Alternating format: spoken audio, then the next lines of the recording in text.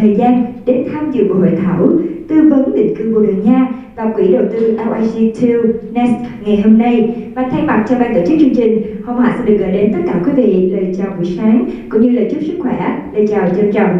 Good morning, ladies and gentlemen, dear prospective investor and future Portuguese citizen, Honorary Consul of Portugal in Ho Chi Minh City, and representative from Thailand Group, representative from Fiscal Consultancy, we appreciate that you make your time to join the seminar on Golden Visa Residencies by Investment and the LIG2 Nest Investment Fund today. And on behalf of the organizer, we would like to send all of you the warm greetings and health wishes and to all of distinguished guests attending today. Vâng, kính thưa tất cả quý ông bà, qua buổi gặp mặt ngày hôm nay, công ty Fiscal Consultancy phối hợp cùng với lãnh sự danh dự Bồ Đào Nha tại thành phố Hồ Chí Minh và tập đoàn of Thailand tổ chức buổi hội thảo tư vấn định cư Bồ Đào Nha và giới thiệu về quỹ đầu tư LIG2 Nest. Sự kiện cũng giới thiệu chương trình định cư Golden Visa, hình thức định cư độc đáo thông qua đầu tư tạo điều kiện cho cư dân quốc tế được di trú tới châu Âu và cũng như làm việc tại Bồ Đào Nha. Và chúng tôi rất hân hạnh được giới thiệu đến tất cả quý vị quỹ đầu tư LIG2 Nest lần đầu tiên được ra mắt tại thị trường Việt Nam và cũng sẽ mở ra cơ hội định cư nhanh chóng và lâu dài tại đất nước Bồ Đào Nha xinh đẹp. Và chúng tôi xin giới thiệu tới các nhà đầu tư Việt Nam quỹ đầu tư LIG2 Nest, một quỹ đầu tư được cấp phép bởi Ủy ban thị trường chứng khoán Bồ Đào Nha do tập đoàn of Thailand quản lý, đồng thời có thể tham gia chương trình định cư Golden Visa, một quỹ đầu tư mới với danh mục đầu tư vào các dự án bất động sản thương mại có khả năng sinh lời cao như là các tòa nhà thương mại, nhà hàng, các cửa hàng du lịch và bán lẻ truyền thống tại các thành phố du lịch trên bán đảo Iberia như là Lisbon, Porto. Dear distinguished guests, through today's meeting, Fiscal Consultancy cooperates with the Consulate of Portugal in Ho Chi Minh City and of Thailand Group organized a consulting event also introduced Golden Visa Residency Program named Golden Visa, a unique form of residency through investment, enabling international residents to immigrate to Europe and work in Portugal. And through real estate investment or licensed investment funds, the international residents can immigrate to Portugal via the form of Golden Visa. And we are pleased to introduce LIG2 Nest Investment Fund, first launched in Vietnam market, which will also open opportunities for speeding and long-term residency in a very beautiful country, Portugal. And we would like to introduce to Vietnamese investor the LIG2 Nest Investment Fund, an investment fund licensed by Portuguese Security Markets Commission, managed by a Thailand Group, and also can participate in the Golden Market Residencies Visa and an investment fund with a portfolio of highly profitable commercial real estate projects like commercial building, restaurant, travel and retail shops in tourist cities on the Iberian Peninsula such as Lisbon or Porto. Và thưa tất cả quý vị tham dự buổi hội thảo ngày hôm nay, ngay bây giờ Hồng Hạnh sẽ được trân trọng giới thiệu các vị đại diện đến từ lãnh sự quán Bồ Đào Nha tại thành phố Hồ Chí Minh, tập đoàn of Thailand và các thành viên của công ty Fiscal Consultancy đến từ Singapore. Lãnh sự danh dự Bồ Đào Nha tại thành phố Hồ Chí Minh, Sir Afonso Vieira, Honorary Consul, Consulate of Portugal in Ho Chi Minh City. Xin được trân trọng giới thiệu đến tất cả quý vị sự hiện diện của ông Akan Kordo, Chủ tịch tập đoàn of Thailand, Mr. Akan Kordo, Chairman of Thailand Group. Xin được trân trọng giới thiệu đến quý vị ông Alexander Mansur, thành viên điều hành của tập đoàn of Thailand, Sir Alexander Mansur, Managing Partner of Thailand Group. We would like to introduce, xin giới thiệu ông Frederick Weiss và bà Vương Thủy Tiên, đại diện công ty Fiscal Consultancy, đại lý độc quyền của quỹ đầu tư LIG Nest. Sir Frederick Wes and Madame Vương Thủy Tiên, representative of Fiscus Consultancy, an exclusive agent of LIG's2 Next Investment Fund in Vietnam. Và dĩ nhiên chương trình ngày hôm nay sẽ không thể thành công tốt đẹp nếu như không có tất cả quý vị khách mời đang hiện diện trong khán phòng. Và hồng hạnh xin quý vị một tràng pháo tay chào đón sự hiện diện của tất cả chúng ta. A big applause to welcome all of us. Và kính thưa tất cả quý vị, ngay sau đây để bắt đầu cho buổi hội thảo, xin mời quý vị hãy cùng hướng lên màn hình. Chúng ta sẽ cùng tìm hiểu về chương trình Golden Visa và lý do tại sao Bồ Đào Nha trở thành quốc gia hấp dẫn để đầu tư trong thời gian gần đây. Now, to start the seminar, we would like to invite on stage Sir Afonso Vieira, Consulate of Portugal in Ho Chi Minh City. Please welcome. Good morning, everybody. Thank you for coming on a Saturday morning after the Women's Day to this event about Portugal. Xin chào tất cả quý vị. Xin cảm ơn các quý vị và các bạn đã dành thời gian buổi sáng ngày thứ Bảy sau ngày lễ quốc tế, ngày lễ của quốc tế mùng 8 tháng 3 để đến tham gia chương trình ngày hôm nay và tìm hiểu về cơ hội đầu tư sang Bồ Đào Nha. So first things first. The first Vietnamese that invested in Portugal via this program was in 2014. By the end of 2018, we have 188 investors plus the families, which means around 700 resident cards already given to Vietnamese citizens like yourself. Đầu tư Việt Nam đầu tiên mà đầu tư để thực hiện theo cái chương trình nhập cư, visa nhập cư vào Bồ Đào Nha là đã đến Bồ Đào Nha vào năm 2014 và tính đến tháng 12 của năm 2018 thì số lượng hồ sơ các nhà đầu tư đi theo dạng visa nhập cư là 188 người. Điều đấy có nghĩa là cái visa để cho sang định cư ở bên Bồ Đào Nha đã được cấp cho các ứng đơn, tức là những nguyên đơn cộng với lại các gia đình của họ là tổng cộng khoảng 700 người đã nhận được. Your money, and in exchange we give you a resident card. Và thực ra thì cái chương trình này nó rất là đơn giản thôi ạ. Tức là Bồ Đào Nha thì mong muốn là thu hút được nguồn tiền đầu tư của các nhà đầu tư và để đổi lại thì chính phủ Đào Nha cấp cho các nhà đầu tư cái thẻ cư trú. But that is just the beginning, because we want to establish a relationship with you. We want you to become citizens after 5 years. Tuy nhiên đấy chỉ là cái giai đoạn ban đầu. Cái mong muốn từ phía Bồ Đào Nha ở đây là xây dựng được mối quan hệ hợp tác, đối tác lâu dài với các nhà đầu tư để sau 5 năm là cư trú thì các nhà đầu tư sẽ nộp hồ sơ để thành công dân của Bồ Đào Nha. We know that most of you are businesswomen, businessmen, and your business is in Vietnam. You don't want to immigrate. Most of you want to still live in Vietnam. Thực ra thì chúng tôi cũng hiểu là phần lớn tất cả các quý vị các anh chị đến tham dự chương trình này chúng ta đều làm kinh doanh và vì là công việc kinh doanh thì tất nhiên là mình có hoạt động kinh doanh đã tốt ở Việt Nam rồi và thực sự mà nói thì chúng ta không hẳn là muốn định cư, tức là chuyển ra sống ở nước ngoài, làm việc nước ngoài, mà chúng ta vẫn muốn duy trì các hoạt động kinh doanh tốt ở Việt Nam. And this is the right program for that, because you only need to spend 7 days per year on average in Portugal. 7 per year. Và chính vì cái lý do này thì tôi nghĩ là cái chương trình nó rất là hợp, thực sự rất là hợp với các quý vị làm kinh doanh. Vì chương trình này đòi hỏi cái thời gian ở lại Bồ Đào Nha tối thiểu chỉ trung bình là khoảng 7 ngày trong một năm. But during those 7 days, what we do know by experience is that with business people like yourselves, you will find during 5 years business opportunities.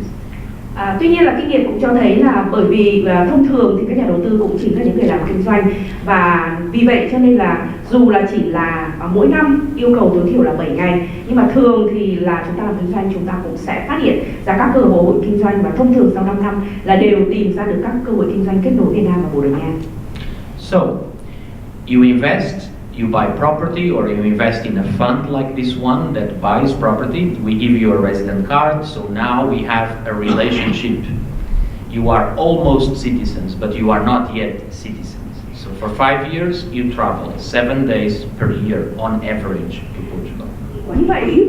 Và khi đầu tư như vậy thì chúng ta sẽ được cấp cái thẻ cư trú trong vòng 5 năm. Thì mỗi năm chúng ta sẽ đi qua và ở lại tối thiểu là 7 ngày. And then after 5 years, what happens? After 5 years, we ask you to pass a Portuguese language test. Thế và sau 5 năm thì sao ạ? Sau 5 năm thì chúng tôi sẽ yêu cầu các nhà đầu tư là thi một cái kỳ thi kiểm tra ngôn ngữ tiếng Bồ Đào Nha.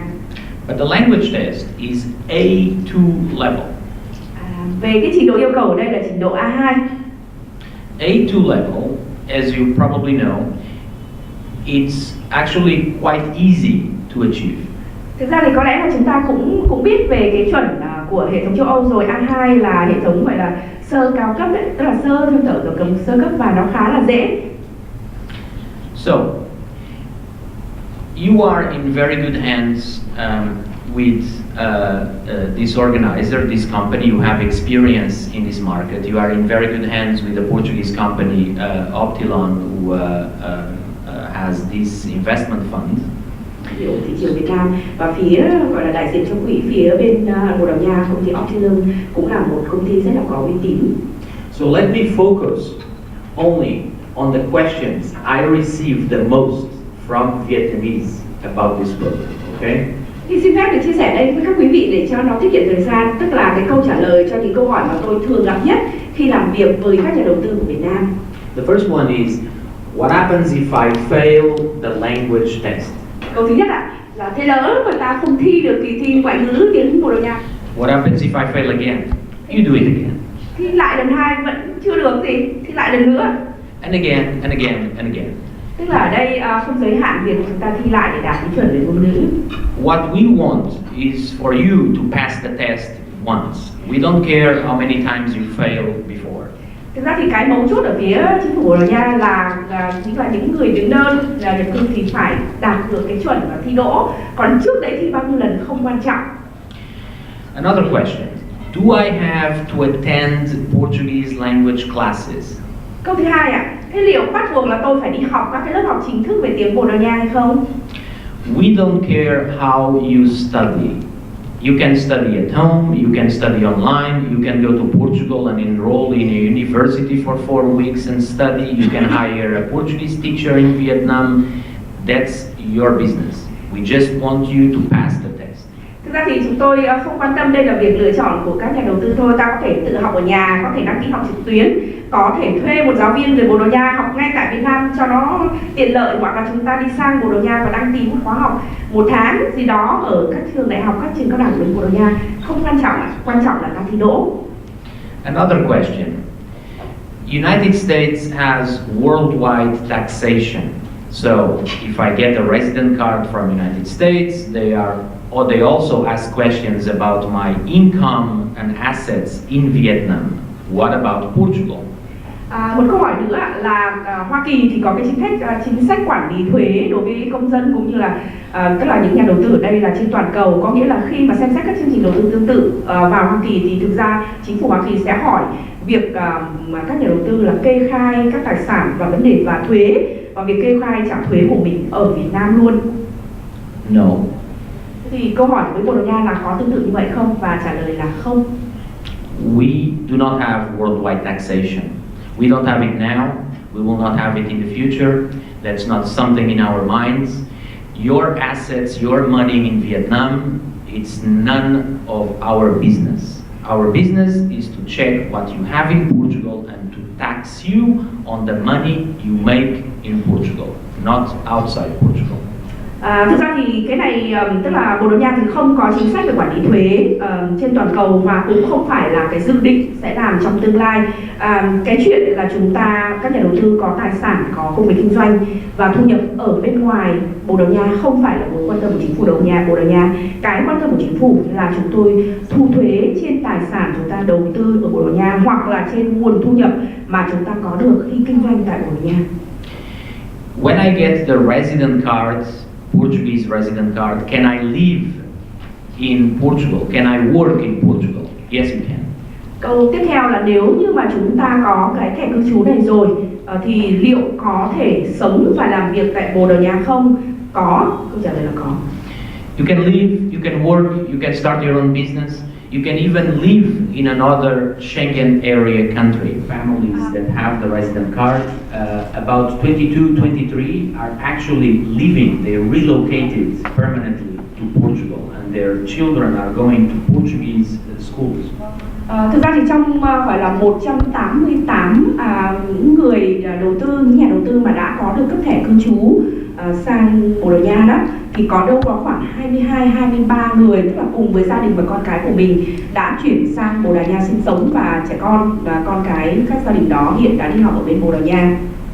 Okay, so what do I get when I have a resident card of Portugal? Am I considered a citizen, a half citizen? Well, you are considered like myself. There's only two small differences.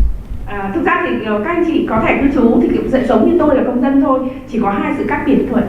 One, you cannot vote, and two, if there is a war, I have to fight the war, but you don't. Hai thứ khác biệt tức là thứ nhất là ta không được quyền đi bầu cử ở bên đấy, ta không tham gia chính trị bầu cử, và thứ hai là cũng không bị gọi nghĩa vụ quân sự ở bên Bồ Đào Nha. Nếu mà Bồ Đào Nha có lỡ gây chiến với nước nào thì có thể là nam giới bên kia phải đi nghĩa vụ quân sự, nhưng mà ta chưa phải là gọi là công dân thì không phải đi. Finally, you may think that Portugal and Vietnam, they are very different.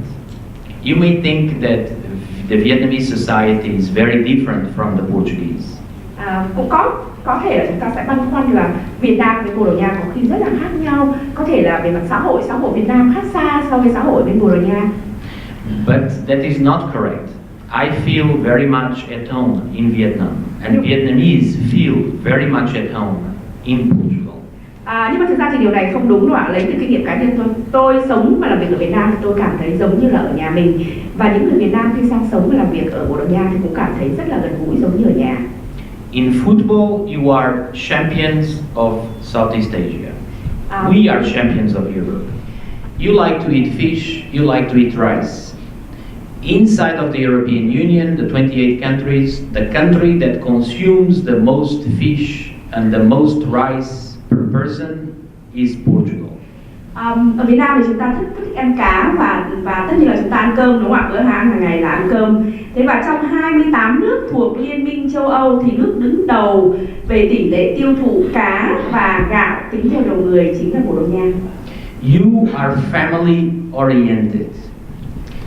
We are Catholics, family oriented. You go home for Tet, we go home for Christmas. Và người dân Việt Nam thì rất là quan tâm, và chúng ta rất là quan tâm đến gia đình, chăm sóc gia đình rất là quan trọng. Thì người dân Bồ Đào Nha phần lớn là đều theo đạo Công giáo và cũng rất là coi trọng gia đình và quan tâm đến gia đình. Truyền thống của chúng ta là vào mùa Tết thì tất cả mọi người đều quy tụ trở về với gia đình của mình, và tương tự như vậy vào mùa Giáng sinh thì người dân Bồ Đào Nha sẽ về và quy tụ lại với gia đình của mình. Finally, your language. You all know that your language, your alphabet, was built in the 19th century based on the dictionary published by Alexander the Rose. Và về mặt ngôn ngữ chắc là chúng ta đều có nhớ bảng chữ cái hiện đại. Hiện nay chúng ta đang sử dụng bảng chữ cái Việt Nam đã được xây dựng từ cái cuốn từ điển của một nhà ngôn ngữ rất nổi tiếng từ hồi thế kỷ 18, đó là Alexander the Rose.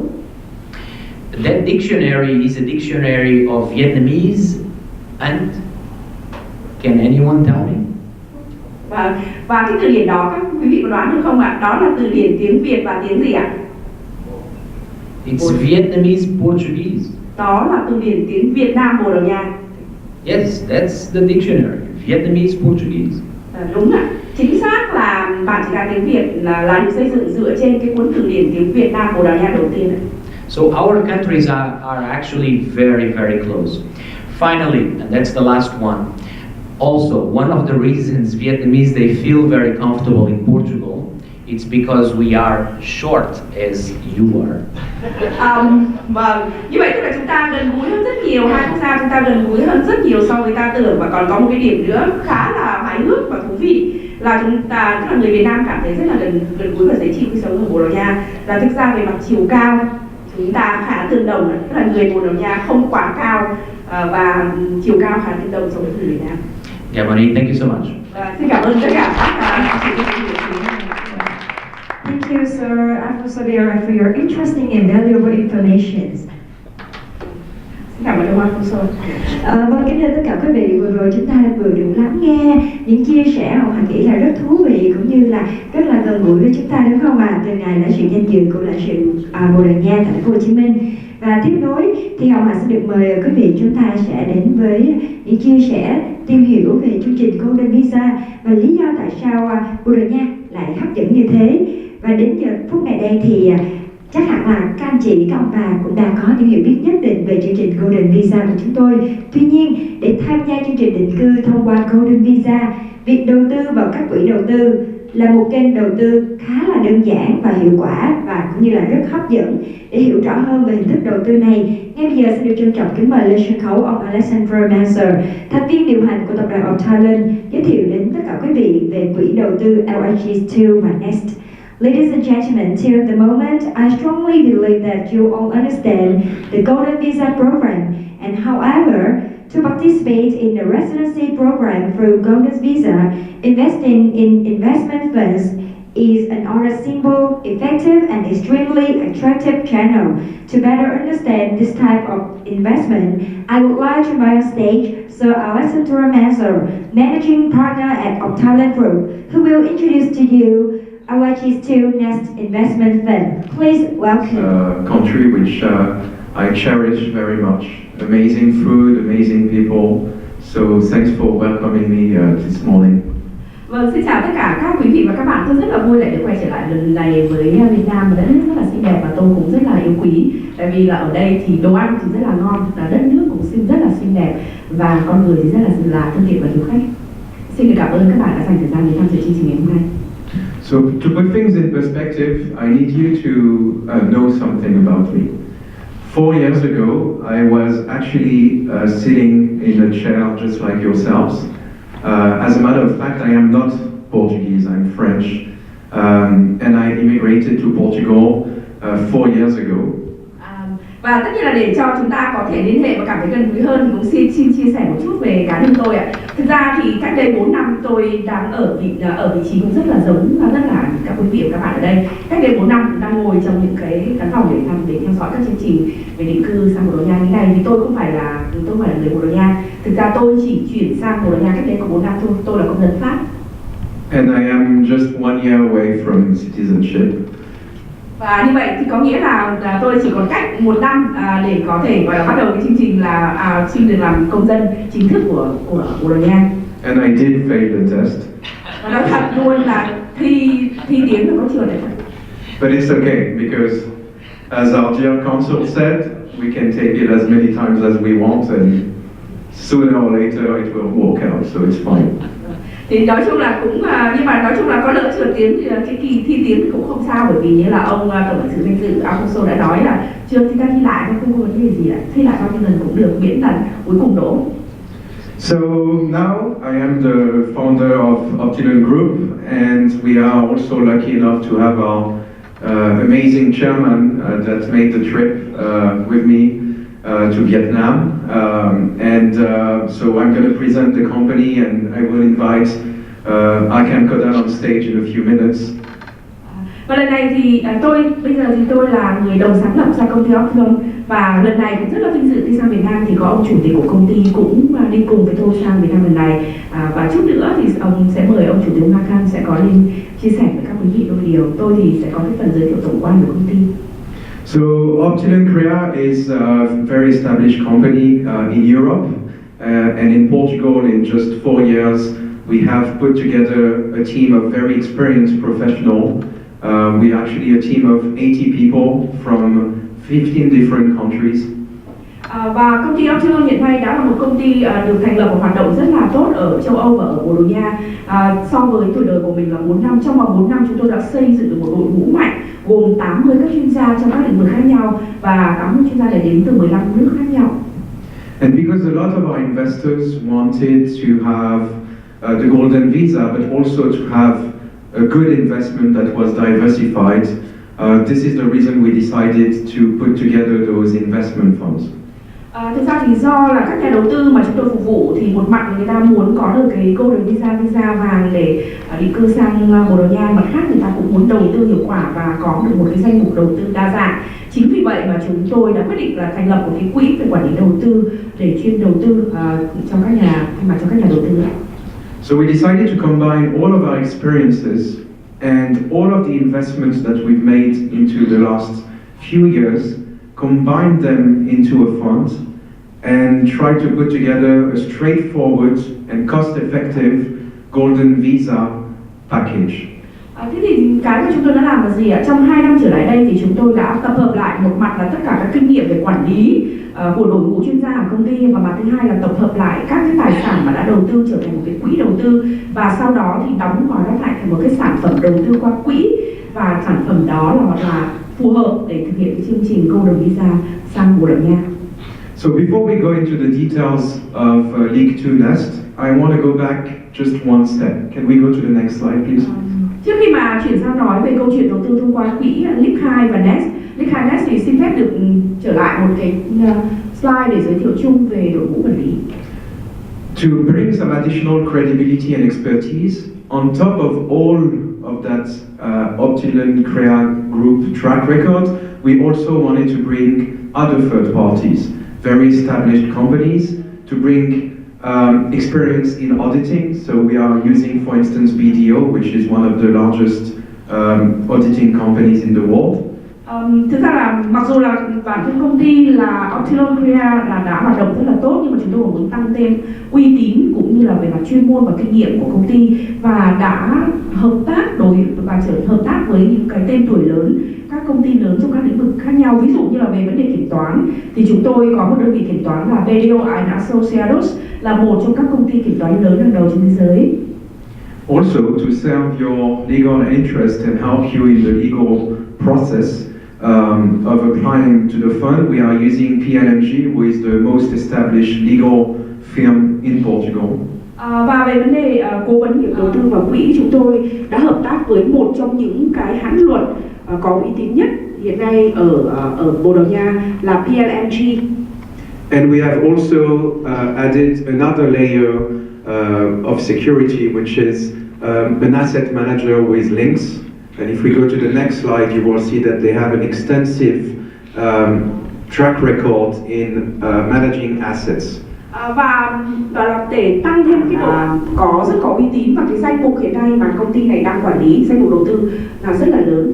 So we are using those asset managers so that we can spend our time investing your funds in the best way possible. Thì thực ra là chúng tôi sử dụng cái năng lực chuyên môn của những nhà quản lý quỹ, quản lý tài sản chuyên nghiệp, để sau đó thì dành thời gian quan trọng nhất là việc tìm kiếm các tài sản tốt cho các nhà đầu tư. And speaking about investments, please next slide. Và bây giờ chúng ta sẽ chuyển sang vấn đề đầu tư. We have done many investments throughout Europe. We have 26 projects across Europe, and not only in Europe, but today let's focus about Europe. We have invested over 1.6 billion euros in the last 20 years, and League 2 Nest is our third fund. And Akan Kodal, which will come in stage in 1 minute, will tell you a bit more about himself, but we've worked with very established companies such as Merrill Lynch. We have developed top prime residentials, department stores, airports, so we have an extensive knowledge in investing and understanding the types of investments that are bringing your funds to the next level. So it's not just the golden visa, it's also the investments that matters to us. Thực ra thì nếu mà nói về vấn đề đầu tư thì hiện nay chúng tôi đã có 26 dự án đầu tư lớn ở châu Âu. Tất nhiên là với kinh nghiệm làm việc, nếu mà gọi là xét kinh nghiệm tổng là 20 năm thì chúng tôi có đầu tư ở nhiều nơi khác nhau trên thế giới, không phải chỉ riêng châu Âu, nhưng lần này thì ta nói tập trung với châu Âu. Với 26 dự án đầu tư ở châu Âu thì hiện nay là tổng vốn đầu tư đã lên đến là 1,6 tỷ euro, và chúng tôi đang đầu tư thông qua 3 quỹ. Quỹ League 2 và Nest là quỹ thứ the first one, the League 2 and Nest Is your third or first one? Number 3. Number This is three. our third fund. Vâng, Link 2 và Next là cái quỹ đầu tư thứ ba mà chúng tôi đã quản lý, và trong cái công tác về quản lý quỹ thì thực ra chúng tôi lựa chọn các dự án đầu tư tốt và cũng hợp tác với các ngân hàng đầu tư, các đối tác chuyên về quản lý đầu tư có uy tín lớn như là Merrill Lynch, và đã lựa chọn đầu tư vào các dự án thuộc diện gọi là các cái vị trí và vị trí về thương mại hàng đầu, tức là vị trí các tòa nhà và các dự án căn hộ cao cấp, hoặc là các cái dự án về thương mại ở các vị trí trung tâm, hoặc thậm chí là các dự án lớn về hạ tầng cơ sở như là sân bay. Về kinh nghiệm quản lý đầu tư thì chúng tôi có cái kinh nghiệm và cái kết quả đã được khẳng định. Tại vì cái vấn đề đối với các nhà đầu tư không phải là chúng ta chỉ đơn giản là mong muốn có được một cái visa để định cư và có thẻ định cư, mà chúng ta còn muốn là có được một cái danh mục đầu tư tốt và cái kết quả đầu tư tốt. Dear Chairman, again, would you mind coming on stage to present the fund? Và bây giờ thì tôi xin mời ông chủ tịch của quỹ sẽ lên để giới thiệu về quỹ. Thank you, Alex. Hi everyone, I'm very pleased to be here with you, and it's a great city, great country. It's a great pleasure to be with all of you this morning. Thank you very much for inviting me. Tôi rất là vinh dự và rất là vui khi được đứng trên sân khấu ngày hôm nay và chào đón các quý vị đến chương trình này. Rất là vui được đến với Việt Nam, đến với thành phố Hồ Chí Minh, đất nước rất là tươi đẹp và thành phố rất là tuyệt vời. As Afonso said, I really feel at home here, and I really appreciate people, food, and especially great city, and hopefully you will be at home feeling like in Portugal and I really believe that we'll be able to do business in the future all together. Và thực sự là đúng như là ông tổng lãnh sự danh dự Afonso đã nói, thì khi mà sang đến Việt Nam tôi cảm thấy rất là thân thiết giống như ở nhà. Tôi yêu thích tất nhiên là món ăn của Việt Nam, tôi rất là thích con người Việt Nam thân thiện và rất thích thành phố Hồ Chí Minh xinh đẹp, và hy vọng rằng là đến lúc mà các bạn sang với Bồ Đào Nha thì chúng ta cũng sẽ cảm thấy thân thiết giống như ở nhà vậy, và chúng ta sẽ có cái cơ hội để làm việc cùng với nhau và tức là tạo ra và có được các cái mối quan hệ hợp tác kinh doanh trong tương lai. We are used to do business in different parts of Europe. We have investors from all around the world. It's not first time that we have, investors. We have few investors to start with from Vietnam, but in the past we have had investors. When we were a partner with Merrill Lynch, we have had Singapore Investment Authority (GIC) as one of our investors. We have had investors all around the world, but including Asia, Middle East, and Africa and South Africa. So I'm really used to work with international investors, and I'm proud of it. Thực ra thì công ty của chúng tôi thì là công ty quản lý quỹ và quản lý các tài sản và các dự án về đầu tư ở châu Âu, nhưng mà chúng tôi có các nhà đầu tư đến từ khắp nơi trên thế giới. Thì chúng tôi đã bắt đầu có những nhà đầu tư Việt Nam đầu tiên, và cũng không phải là quá là xa lạ đối với châu Á, bởi vì trong kinh nghiệm làm việc của mình thì chúng tôi đã có các nhà đầu tư đến từ nhà đầu tư lớn đến từ Singapore, đó chính là công ty đầu tư nhà nước GIC của Singapore. Ngoài ra thì cũng có rất là nhiều các nhà đầu tư đến từ các khu vực khác trên thế giới, như là ở châu Á cũng có này, rồi ở Trung Đông cũng có, ở châu Phi và Nam Phi. Như vậy có thể nói là quỹ của chúng tôi đã có kinh nghiệm làm việc với các nhà đầu tư ở khắp nơi trên thế giới. Our goal is to make money and to share the profitability with our investors. We have built over the last 20 years a business which was profitable for us because it was profitable for our investors. So our job is to make people happy through investments. This is our business. Thực ra thì cái mục tiêu hoạt động của quỹ ở đây tức là kiếm được tiền và chia sẻ cái lợi nhuận đó với các nhà đầu tư. Chúng tôi hoạt động thành công bởi vì chúng tôi lựa chọn ra các dự án đầu tư tốt và đem lại cái lợi nhuận chung chia sẻ cho các nhà đầu tư, và cái việc gọi là kinh doanh tốt như thế thì làm cho các nhà đầu tư cảm thấy các nhà đầu tư hạnh phúc, và đó chính là cái gọi là yếu tố cơ bản để tạo nên thành công của quỹ. So our investors are representatives at the same time. If they are happy, so are happy, they will bring other people, and this is how the system works. So now till now we have had around 2,000 investors in different of our projects or funds, and they're bringing their friends and families, and they refer to us. And I hope that you will do the same. Thực ra thì các nhà đầu tư của chúng tôi đó cũng chính là đại diện của quỹ, và cái tôn chỉ hoạt động ở đây đối với chúng tôi là đầu tư làm sao để cho các nhà đầu tư cảm thấy hài lòng và hạnh phúc. Bởi vì khi mà các nhà đầu tư mà hài lòng thì họ sẽ giới thiệu bạn bè, đồng nghiệp, người quen cũng họ, và các bạn khi đầu tư của chúng tôi thì cũng sẽ hài lòng với quỹ và sẽ làm những việc này. So our first fund was a great success in Portugal. We have had already our first fund last year. We have in total in Portugal as of today around 300 million euro of investments only in Portugal. Thực ra thì quỹ của chúng tôi hoạt động rất là tốt, và công ty của chúng tôi đến nay là đã quản lý đến quý thứ 3, và tổng cái danh mục đầu tư hiện nay chỉ riêng ở Bồ Đào Nha là lên đến 300 triệu euro. So our second fund is now launched, and that's why we are here. We are not only doing this in Vietnam, but we have been in India, we have been in, my partners are in Brazil, South Africa, we'll be in China, to be able to promote investments in our funds and in Portugal.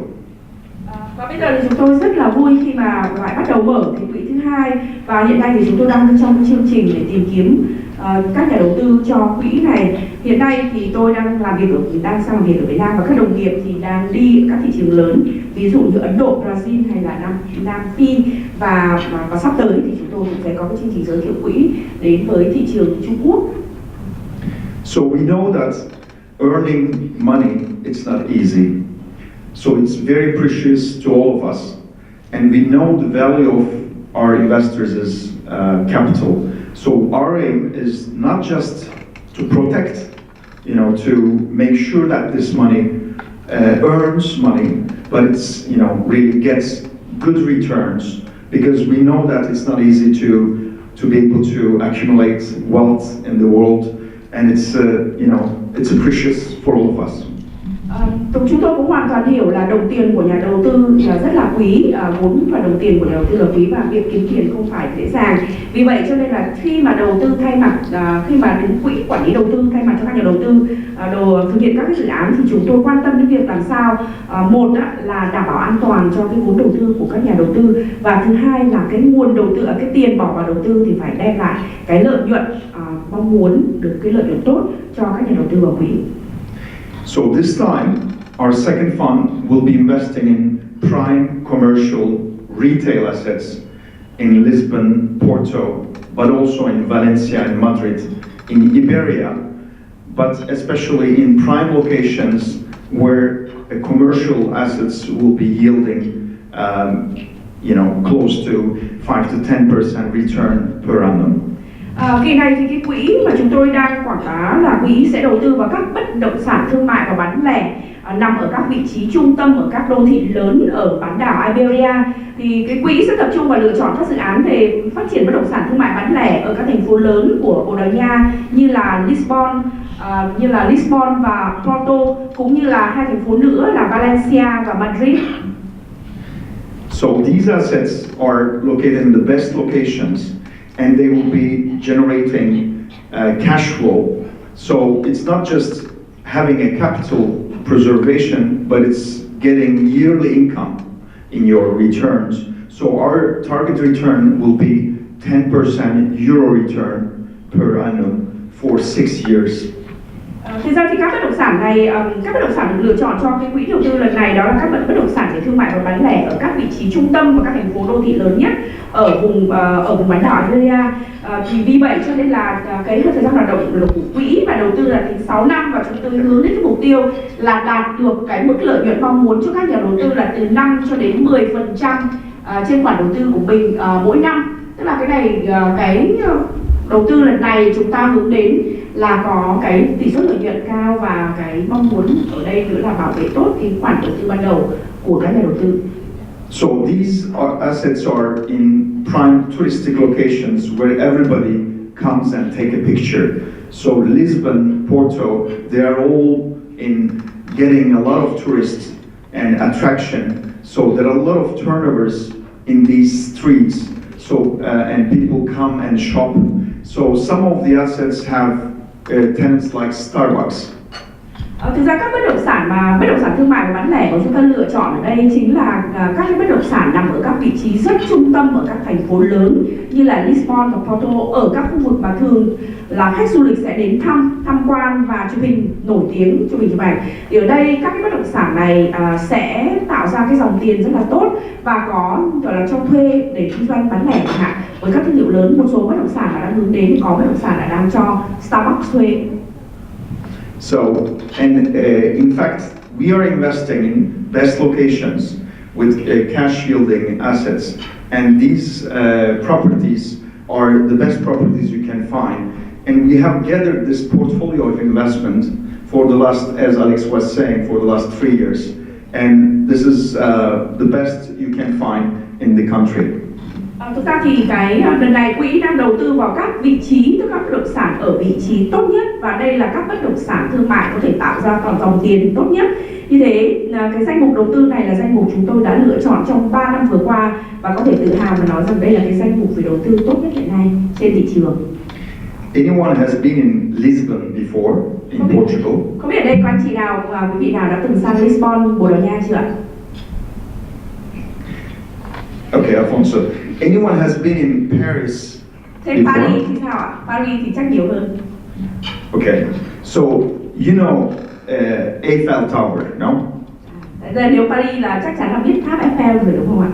So our properties are in locations like, you know, facing Eiffel Tower. So that's area is all the tourists are going, taking pictures. And there is an elevator called Santa Justa elevator, like the Eiffel Tower of Lisbon. Thực ra thì các cái vị trí bất động sản mà chúng tôi lựa chọn cho quỹ thì nó đều là các vị trí nó tương tự như là các cái tòa nhà thương mại mà nhìn thẳng sang tòa tháp đối diện và nhìn thẳng vào Eiffel ở Paris vậy. Đây là các vị trí như trên bản đồ này thì là nó bao quanh một cái khu vực trung tâm của thành phố Lisbon, và ở đây là cái khu vực mà khách du lịch thường xuyên đến để chụp hình, và chỗ này nó có một cái gọi là cái bậc thang cũng có giống như kiểu một cái tháp tương tự như là tháp Eiffel, nhưng mà đây là một danh lam thắng cảnh của Lisbon. So our assets are there where the tourists are taking pictures. So it's a source of revenue of generating cash for all of our investors. Vậy các bất động sản này là các bất động sản ở các vị trí rất là tốt và nổi tiếng nơi khách du lịch đến thăm, và đây là các bất động sản thương mại và bán lẻ và tạo ra dòng tiền cho các nhà đầu tư. So we have exceptional also assets. For example, this building is a monastery, old monastery, and there's a church inside with 2 courtyards. It's one of the best locations again in the center. And the church will be a restaurant, one of the top restaurants of Lisbon. Một cái bất động sản của cái tòa nhà rất là đẹp, cổ kính và truyền thống, và cái nhà thờ này thì sẽ biến thành một cái khách sạn, một cái nhà hàng hạng sang. So we have really iconic buildings and investments, and we invest in the shops and restaurants and cafes in touristic prime locations. Các lựa chọn về các cái bất động sản của chúng tôi là những cái lựa chọn rất tốt trên khía cạnh đầu tư thương mại và bán lẻ. Đó là những cái tòa nhà ở vị trí rất trung tâm, nhiều khách du lịch đến, nơi chúng ta có nhà hàng, cà phê và các dạng tiện ích thương mại, rồi cửa hàng thời trang vân vân. This fund will be generating a very good return for investors, which means around 10% euro return targeted. Như vậy có thể tóm tắt lại là quỹ của chúng tôi thì đầu tư vào cái danh mục mà chúng tôi rất là tin tưởng là sẽ tạo ra cái lợi tức tốt cho nhà đầu tư. Cái mục tiêu tức là lợi tức đầu tư ở đây hướng đến là 10%. Are tax free. Và còn có một cái nữa thú vị hơn ạ, tức là cái lợi tức đầu tư từ đầu tư vào Bồ Đào Nha thì được miễn thuế, bởi vì tức là cơ quan quản lý, ủy ban quản lý thị trường vốn của Bồ Đào Nha là cơ quan quản lý nhà nước về hoạt động đầu tư của các quỹ thì có quy định về quản lý đối với lợi tức, và cái lợi tức này là miễn thuế. If you invest in direct real estate, you have 28% tax on your earnings, but in investment funds there is no tax. Thực ra thì thế này ạ, tức là nếu mà chúng chúng ta mà đầu tư trực tiếp, có một cái lưu ý là nếu như chúng ta đầu tư trực tiếp vào bất động sản ở Bồ Đào Nha và chúng ta tự kinh doanh thì cái thu nhập mà chúng ta có được nó sẽ là thu nhập chịu thuế, và mức thuế ở đây là 28%, 28% ạ. And one last thing, these funds are eligible for Golden Visa, but the best way is that, especially this fund, it's a diversified fund. So if you invest in this fund, you will take a share of this portfolio, and none of these investments will go into one asset, but it will be invested in 15 different assets, and it's a diversified, so very conservative, protected fund. Thế thì cái việc đầu tư vào quỹ mà vào một cái quỹ đầu tư như thế này thì nó cho chúng ta một cái khoản đầu tư được bảo vệ, và chúng ta cũng có luôn cái visa Golden Visa là visa cư trú ở Bồ Đào Nha. Và cái mấu chốt của việc đầu tư vào một cái quỹ quản lý tài sản như thế này là cái danh mục đầu tư của chúng ta nó sẽ đa dạng. Quỹ tức là một nhà đầu tư sẽ có cái phần cổ, gọi là giống như cổ phần của cái phần của mình ở trong quỹ, và nó không, cái tiền của ta không đầu tư vào một bất động sản duy nhất. Thông thường thì nó sẽ được chia ra và nó phải nằm ở rất nhiều bất động sản, ví dụ 15 các cái bất động sản khác nhau. Tức là để đảm bảo cái tính an toàn trong cái khoản đầu tư, cái cách tiếp cận đối với đầu tư như này là khá là truyền thống và an toàn. So, and we know that commercial properties, prime locations, will generate more return than residential or any other type of commercial. So that's why we invest for you together in this commercial properties assets. Thực ra thì có lẽ là chúng ta làm kinh doanh, chúng ta cũng biết là đầu tư vào bất động sản thương mại và ở các vị trí trung tâm là tạo ra cái dòng tiền và lợi nhuận tốt nhất, tốt hơn nhiều so với đầu tư vào nhà ở. Đó chính là lý do tại sao mà chúng tôi thiết lập cái quỹ và lựa chọn các bất động sản tốt nhất ở các vị trí tốt nhất cho đầu tư. And these funds are regulated by the government authorities, controlled by the Capital Markets Board, transparent, and we take care with all our partners, regulated asset managers, auditors, that your investment is making, first of all, good return, but it's a safe investment, and you don't have to do anything. For the duration of 6 years, what you need is just to come to Portugal once a week per year and enjoy. Thực ra thì quỹ của chúng tôi là một cái quỹ được quản lý nhà nước, và cơ quan quản lý nhà nước của Bồ Đào Nha là Ủy ban Quản lý Thị trường vốn của Bồ Đào Nha. Quỹ làm việc chung với cả các đối tác là các công ty về kiểm toán hay các công ty luật hoặc công ty quản lý tài sản có tên tuổi, để đảm bảo cái khoản đầu tư của các nhà đầu tư thông qua quỹ là các khoản đầu tư sẽ đem lại lợi tức tốt, đồng thời cái đồng tiền của các quý vị được bảo vệ. Như vậy đầu tư thông qua quỹ thì nó có một cái lợi ích là cách đầu tư nó vừa có lợi nhuận mà lại an toàn, và thực ra lại không quá gọi là mất công đối với các nhà đầu tư. Người ta vừa có visa nhưng lại không cần phải ở quá lâu, chỉ cần khoảng 7 ngày, trung bình 7 ngày một năm. Thế còn phần còn lại thì sẽ do bên quản lý quỹ họ lo làm cho chúng ta. So this is our second fund, and our first fund as investors invested last year, 1 year ago. They will be getting their first distribution this year of 6.35% euro net return now, and they have their already residency card, so they're happy with us, and I hope that you will be happy with us if you choose to invest with us. And we are ready to welcome you, and we will be available for your questions later on. Thanks for inviting me. Thanks, Alex. Vậy lần này là lần thứ hai chúng tôi mở một cái quỹ để mời gọi các nhà đầu tư. Quỹ thứ nhất là chúng tôi mời gọi các nhà đầu tư vào năm ngoái, và bây giờ là giai đoạn chúng tôi chuẩn bị chia lợi tức cho các nhà đầu tư năm nay. Các nhà đầu tư mà đầu tư vào quỹ của năm ngoái thì sẽ nhận được cái khoản lợi tức là 6,35% một năm trên khoản đầu tư của mình. Đây là khoản đầu tư bằng tiền euro, và chúng tôi muốn mời các quý vị, các nhà đầu tư quan tâm sẽ đến làm việc với cùng chúng tôi trong năm nay. Các nhà đầu tư năm trước tôi tin là họ rất là hài lòng và cũng mong muốn là các quý vị sẽ đến với cùng với chúng tôi và sẽ hài lòng với cái khoản đầu tư của mình. Rất cảm ơn các quý vị đã chú ý lắng nghe, và cũng rất cảm ơn các bạn đã đến tham dự và mời tôi đến với chương trình này. Thank you again. Let's talk Golden Visa now, just for a few minutes. Giờ ta lại quay lại cái chủ đề là visa, Golden Visa. So this investment fund is the cheapest, easiest and most straightforward way to get the Golden Visa. There are three ways to get the golden visa. Either a capital contribution, 1 million euros. Thực ra thì có 3 cách thức khác nhau để chúng ta có thể có được visa, golden visa sang Bồ Đào Nha. Thứ nhất là góp vốn đầu tư trực tiếp và số tiền ở đây là 1 triệu euro. You can invest by buying an apartment, 500,000 euros. Hoặc là chúng ta có thể đầu tư thông qua bất động sản, mua một căn hộ, một cái bất động sản với trị giá là 500 triệu euro. Or you can just invest into the fund and it's 350,000 euros. Hoặc là chúng ta đầu tư thông qua một quỹ đầu tư, và như vậy cái số tiền ở đây đóng vào quỹ nó sẽ là 350.000 euro. So these values that you see here take into account a family of 4, husband, wife and 2 kids. Ở đây các cái con số về tính toán là chúng ta đang tính toán trong một cái đơn. We'll open a bank account in Portugal and this can be done remotely. You don't have to actually travel to Portugal. Với tư cách là nhà đầu tư thì chúng ta sẽ đầu tư thông qua việc đầu tiên là chúng ta mở một cái tài khoản ngân hàng ở Bồ Đào Nha. Ta có thể mở tài khoản này từ xa, không nhất thiết phải sang bên kia để mở được.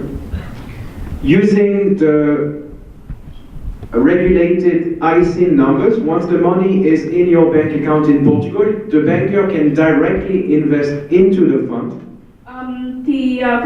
Thông qua một cái mã số về tức là mã số định danh, mã số nhận dạng duy nhất là mã số IC, thì sau khi mà nhà đầu tư mở một cái tài khoản của mình ở Bồ Đào Nha rồi, ngân hàng Bồ Đào Nha, và tiền được đổ vào rồi, thì sau đấy ngân hàng họ sẽ chuyển tiền từ tài khoản đó sang cái tài khoản chỉ định của quỹ.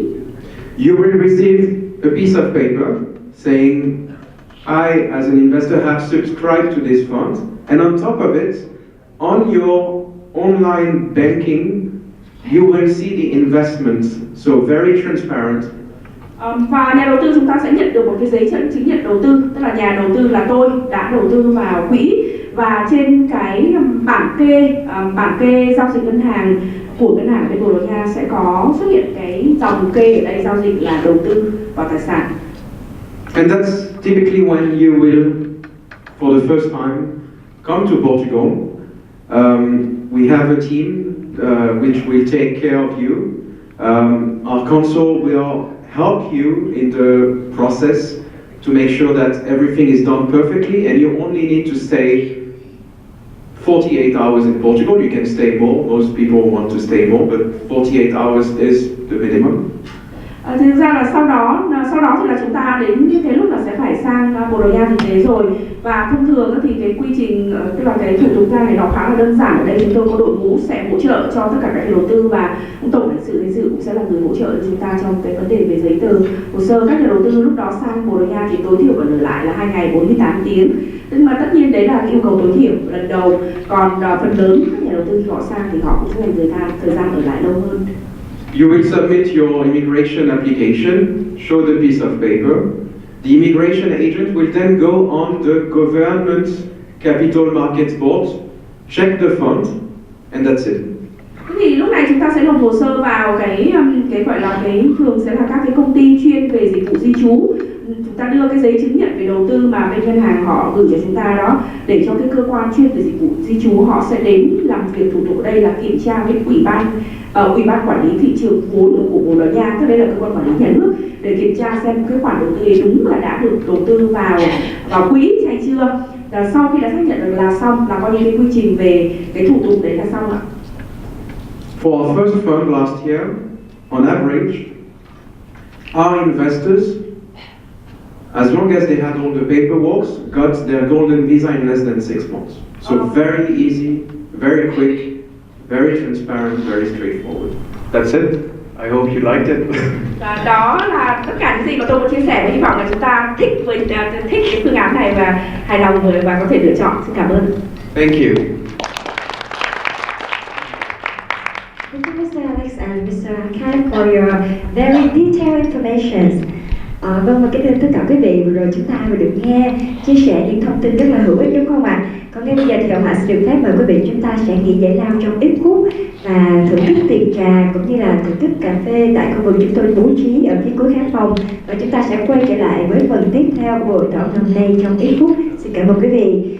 Thank you, everyone. And now we will have a short break for 20 minutes. And the organizer have prepared a tea break at the end of the ballroom today. Please enjoy the tea break, and we will be back after 20 minutes. Thank you.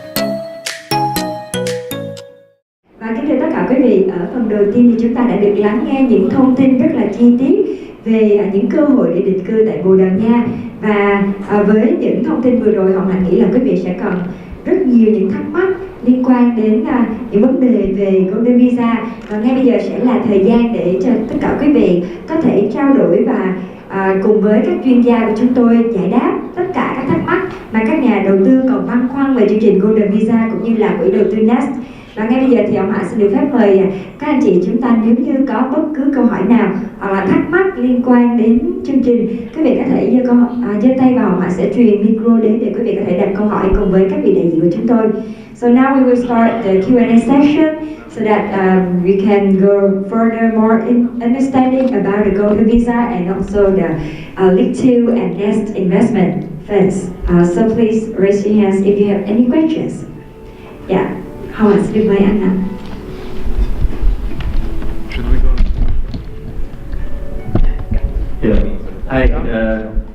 Xin chào. It's okay. I'll stay with you. Don't worry. Look, from our side, from a legal perspective, the investor has to open a personal bank account in Portugal. Từ cái góc độ gọi là pháp lý ở đây thì đầu tiên là nhà đầu tư sẽ phải mở một cái tài khoản ngân hàng cá nhân tại Bồ Đào Nha. The money that goes inside of that bank account has to come from outside Portugal. Thứ hai là cái tiền mà được gọi là chuyển đến cái tài khoản ngân hàng cá nhân ở Bồ Đào Nha này thì phải được chuyển từ một quốc gia bên ngoài, tức là phải chuyển từ ngoài vào. Where does the money come from? It's not our concern. Thế còn tiền đến từ nước nào ở bên ngoài Bồ Đào Nha thì chúng tôi không quan tâm ạ, nhưng mà phải chuyển từ ngoài vào. What I can tell you is from the 188 investors, Vietnamese, who already have a resident card, so they have a bank account. What I can tell you is what the statistics from the Central Bank of Portugal, what they show where the money is coming from. I can share that. What we can see is money coming from personal and company bank accounts in Poland, Czech Republic, Hungary.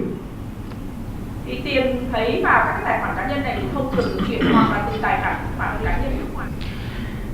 As you all know, there is these three countries are very large Vietnamese communities.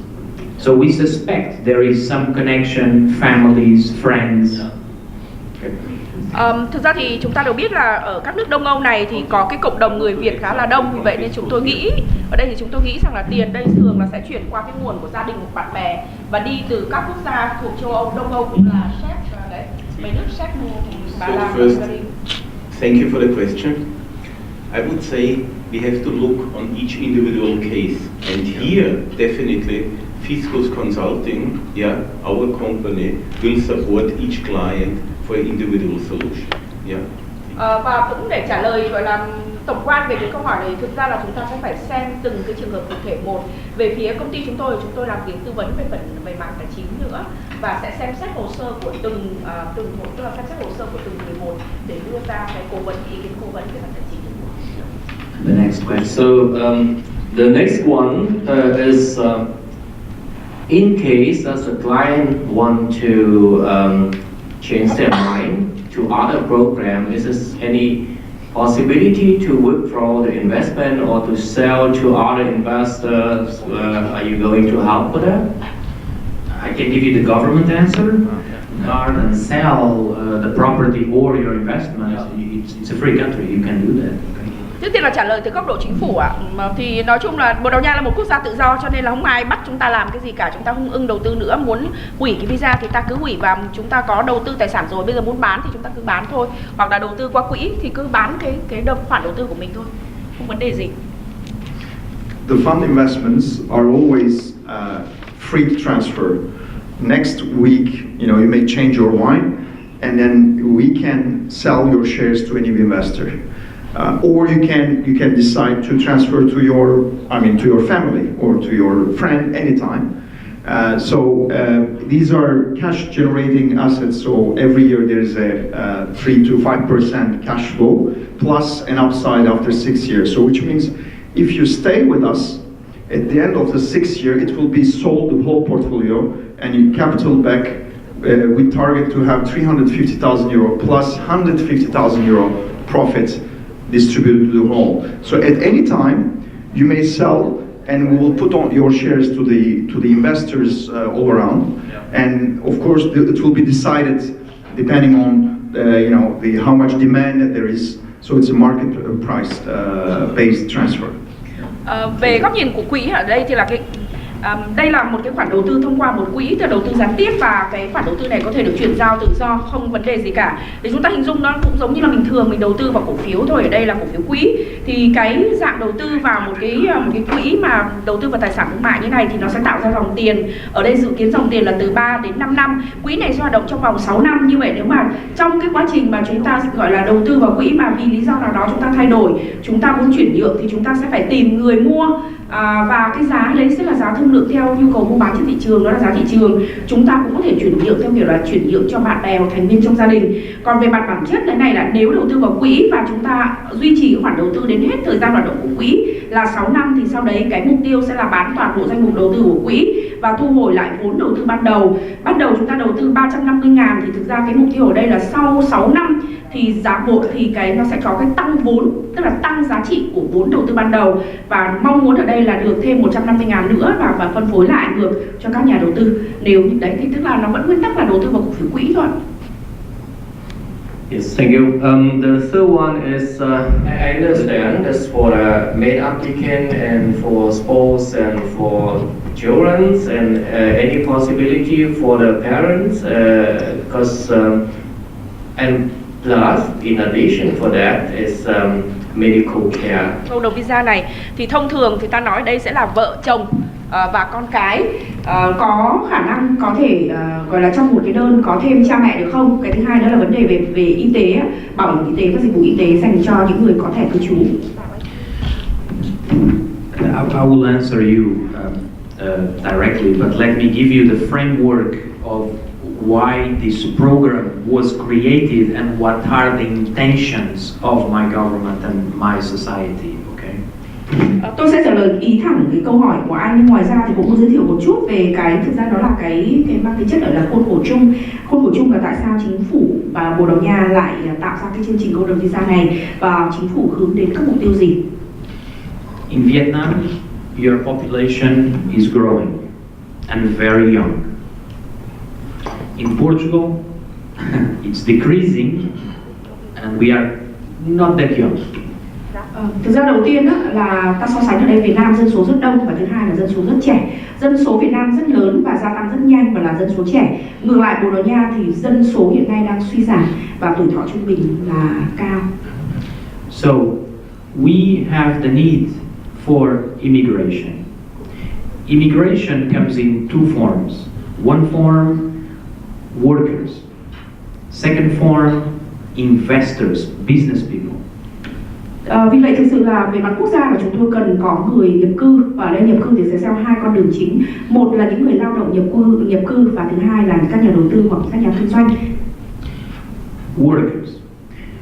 We actually have no problem on the working side. Why? Because we have access to Brazil, Angola, Mozambique, all these countries. They speak Portuguese. Their income level is very low. Once we open the door, we can get 50,000 workers, right? Về vấn đề người lao động nhập cư thì thực ra Bồ Đào Nha không có vấn đề gì trong việc thu hút người lao động nhập cư, bởi vì Bồ Đào Nha trước đây là đế quốc và có các thuộc địa, các cựu thuộc địa là Brazil, Angola và Mozambique. Như vậy chỉ cần mở cửa, nới lỏng chính sách về người lao động nhập cư là có thể có hàng chục ngàn ngay lập tức người lao động nhập cư trẻ khỏe đến từ các quốc gia như Brazil, Angola và Mozambique. Các quốc gia này họ nói tiếng Bồ Đào Nha rất thuận tiện, lao động rẻ và bên đấy các nước đều là các nước thu nhập thấp cả. Investors. This program is for investors, people with money, ideas, energy, willingness to participate and do something. Nhưng mà cái chương trình mà dành cho các nhà đầu tư thì cái mục tiêu hướng đến đối tượng là hoàn toàn khác. Chúng tôi hướng đến những người là đầu tư, những người làm kinh doanh có tiền đầu tư là một. Thứ hai quan trọng là họ có các ý tưởng, các kinh nghiệm kinh doanh và họ có cái năng lượng mới để có thể đem đến đất nước. We know very well that you make a very simple investment and you get a resident card. And that's it.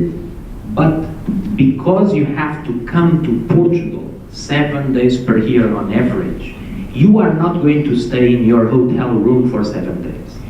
Thực ra thì đối với các nhà đầu tư thì ban đầu ý tưởng khá là đơn giản, tức là chúng ta đầu tư một khoản tiền để chúng ta có cái visa và có cái thẻ cư trú để sang Bồ Đào Nha. Nhưng mà xét từ khía cạnh gọi là nền kinh tế và quốc gia thì nó lại có cái tác động theo kiểu khác nữa, là ta sang đấy mỗi năm bắt buộc là 7 ngày và về mặt nguyên tắc 7 ngày những người làm kinh doanh không bao giờ ở trong phòng khách sạn không, chắc chắn là sẽ phải ra ngoài và tìm kiếm cơ hội. So you will have business ideas, and after 1 year, 2 years, 3 years, you will implement 1 or 2 or 3 of those ideas. When you implement them, we can tax those ideas. Thực ra người làm kinh doanh thì sẽ luôn luôn khoảng 1, 2, 3 ý tưởng ban đầu. Sau thời gian 1, 2, 3 năm nó sẽ có khả năng trở thành hiện thực. Và nếu như có kinh doanh có thu nhập thì nhà nước sẽ thu thuế trên thu nhập. So, your question. This program is for investors. We know that the investor is married. We know that most probably you have children. We know that most probably your parents are still alive. So, of course, we want to give resident cards to all your family, so you, the investor, you feel comfortable. Thực ra thì cái chương trình này là chương trình hướng đến nhà đầu tư, các nhà kinh doanh.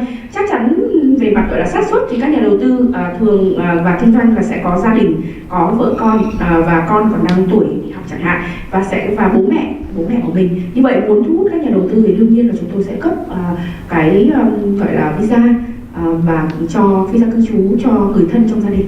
You can have spouse, children, parents, spouses, parents. Như vậy về mặt nguyên tắc một người đứng đơn là nhà đầu tư thì có thể xin cấp visa cho những người thân của mình, bao gồm vợ, chồng, con cái, bố mẹ đẻ và bố mẹ vợ chồng. What are the rules for spouses?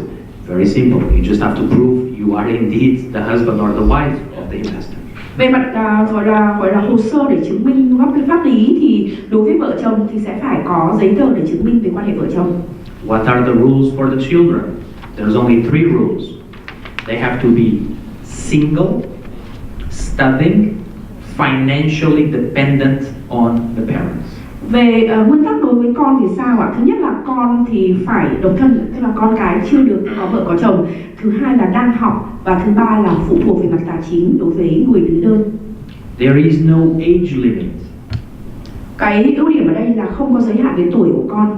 There are no education requirements. Cũng không có yêu cầu về trình độ giáo dục của con cái. we know as a country, of course this is a risk, but we have done our calculations and we are willing to take the risk because there are children that will actually come to Portugal and actually study there for 1 or 2 years, and those will become the perfect Portuguese citizens after 5 years because they know the culture very well. And they will become our own little ambassadors throughout the world, even if they never lived in Portugal for the rest of their lives. Thực ra thì thế này ạ, tất nhiên là sẽ có những cái rủi ro nhất định đối với cả những người đi theo của bên trong cái hồ sơ, nhưng chúng tôi cũng đã có làm nghiên cứu và tính toán, và đây là một rủi ro được tính toán và kiểm soát. Chính là các ứng viên tuyệt vời được trở thành công dân của Bồ Đào Nha. Các bạn trẻ đấy sẽ là đại sứ để giới thiệu Bồ Đào Nha ra thế giới. Có thể là mặc dù họ không bao giờ thực sự là ở bên Bồ Đào Nha cả. Finally, what are the rules for the parents? Again, no age limit. They can be very young or very old. Về cha mẹ cũng không có cái giới hạn về tuổi đối với cha mẹ có thể trẻ hoặc già, cái đấy không có vấn đề gì. One rule, they have to be financially dependent on the investor. Chỉ có một nguyên tắc ở đây thôi. Một cái câu hỏi nữa có lẽ cũng hay hỏi, đó chính là câu hỏi về giáo dục ạ. Remember what I said when I was talking about what are your rights as a resident card holder? Healthcare the same as me, and I am a citizen. I was born there. Và về mặt gọi là các quyền lợi của những nhà đầu tư có thẻ định cư ở đây thì tôi có nói trong bài trình bày là chỉ có 2 điểm khác biệt thôi. Một là không được bỏ phiếu trong các cuộc bầu cử tham gia chính trị, và thứ hai là không bị gọi đi quân dịch, gọi đi nghĩa vụ quân sự, thế thôi. Còn tất cả các quyền lợi khác thì như công dân, như chính tôi là người sinh ra lớn lên và có quyền công dân của Bồ Đào Nha, bao gồm đây các quyền lợi về giáo dục và y tế. What does this mean in practice? I can tell you the stories of Vietnamese citizens, okay? Especially the ones, those 22 families that are currently living there, that they relocated there. If they go to an hospital, what happens? Public hospital. Ví dụ rất là cụ thể của 22 gia đình hiện nay đã chuyển sang sống ở Bồ Đào Nha thì sao ạ? Thứ nhất là con cái sẽ đi học ở các trường công. Thứ hai là nếu như mà đi bệnh viện thì ở đây bệnh viện cũng là bệnh viện công. Và thực ra Bồ Đào Nha thì tiếng là ở châu Âu như thế, nhưng thực sự cái chế độ xã hội là theo kiểu xã hội chủ nghĩa. Thực sự là xã hội chủ nghĩa có nghĩa là miễn phí, dịch vụ y tế là miễn phí. So you go to a public hospital, you show your resident card, you are received in the same manner as I am received, it's the same. Nếu như mà chúng ta sang Bồ Đào Nha sống có thẻ công chúng rồi thì nếu mà phải đi vào bệnh viện thì sẽ được đối xử như là công dân Bồ Đào Nha. What about the language? I don't speak Portuguese. Fine. At least say hello in Portuguese. And then continue in English. Most Portuguese speak. Thông thường là sẽ không có vấn đề gì vì phần lớn tất cả các bác sĩ và y tá, nhân viên y tế ở Bồ Đào Nha thì đều nói tiếng Anh. Education, same thing, free of charge. The best schools in Portugal are public schools. They are not private. The public ones are the good ones, not the private ones. Về giáo dục thì sao ạ? Giáo dục đây là giáo dục công lập, là miễn phí, và hệ thống giáo dục Bồ Đào Nha thì các trường tốt nhất không phải là trường tư mà là trường công lập. By experience, and I'm talking about families, Vietnamese they never went to Portugal before 2014, and they went there the first time. They bought an apartment or two, they invested, and then they came back and they relocated. Okay, by experience, children below the age of 13, they learn Portuguese in 2 months. It's unbelievable. Về kinh nghiệm của tôi đây là giới thiệu một chút về kinh nghiệm ở đây đối với các gia đình mà những gia đình đầu tiên là 2014 bắt đầu nộp hồ sơ, thì trong đó có 22 gia đình là mua tài sản xong bây giờ đã chuyển hàng sang đó sinh sống. Đối với trẻ em dưới 13 tuổi thì thông thường chỉ trong vòng 2 tháng là có thể học và nói tiếng Bồ Đào Nha rất tốt rồi. So they can actually go to a public school. Children that are a little bit older, no, the first year recommended studying English in a private school.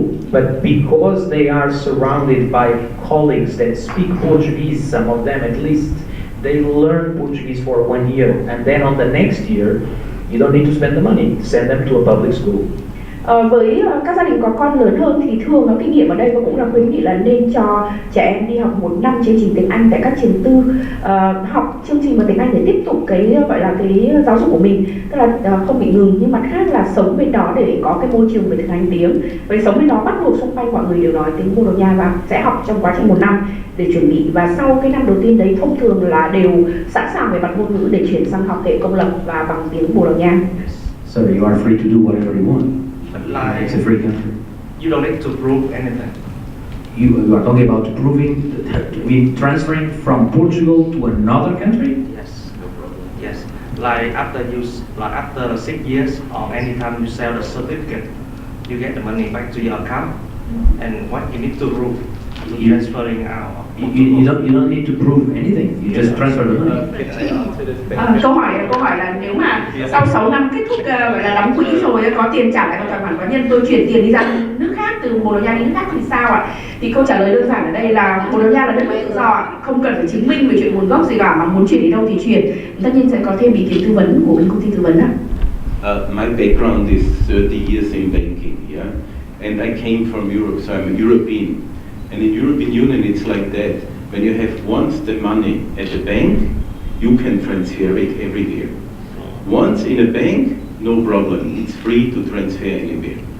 Tôi xin được trả lời câu hỏi này vì tôi có kinh nghiệm 30 năm làm trong ngành ngân hàng và tôi là công dân của châu Âu. Thì cái quy định về quản lý của châu Âu là nếu như tiền mà đã vào tài khoản của mình rồi thì mình có quyền chuyển tiền đó thông qua hệ thống ngân hàng đến bất kỳ đâu. I can ask another question, kind of a segue on that. If you buy property, is it your property? Yes, it's your property. It belongs to you. It does not belong to the government. I also get sometimes this question, but usually in Hanoi, not in Ho Chi Minh. Các vấn đề nữa liên quan đến sở hữu tài sản ạ. Tức là nếu như ta đã mua tài sản rồi, mua một bất động sản, một tài sản ở bên Bồ Đào Nha thì tài sản đấy là tài sản tư nhân, không phải là gọi là đất là sở hữu toàn dân. Ý nói vậy, nhiều người ở Hà Nội nói là nhà thì ta được ở, nhưng đất sở hữu toàn dân hay là sở hữu nhà nước ạ. Đây là sở hữu tư nhân. So I just want to add something because I travel a lot, and a lot of times I'm being asked about this question. As soon as I'm out of Europe, this is a question. Thực ra thì tôi cũng xin phép để đóng góp thêm vào, tại vì là tôi thì cũng hay đi, tức là hay đi lại các nơi ở châu Âu và tôi hay được nghe cái câu hỏi này. I have never been asked to justify where I spend my money and where my money goes. This is not even, I was born and grew up, and this was never even a question or a problem. It doesn't exist for us. Thực ra thì đối với một công dân ở châu Âu thì sống và làm việc và đi lại ở các nơi ở châu Âu thì tôi cũng chưa bao giờ phải chứng minh xem là tiền trong tài khoản của mình là nếu nó vào tài khoản là đến từ nguồn nào và tôi phải chứng minh hay là đưa ra bằng chứng để có thể chuyển tiền đi đâu, chưa bao giờ có. Yeah.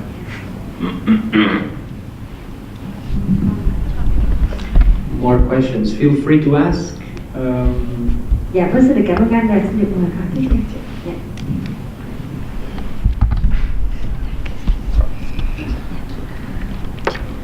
So, could you please explain more about how will you deal with my fund with the money that I transfer for you? For example, for the project or real estate that you will invest.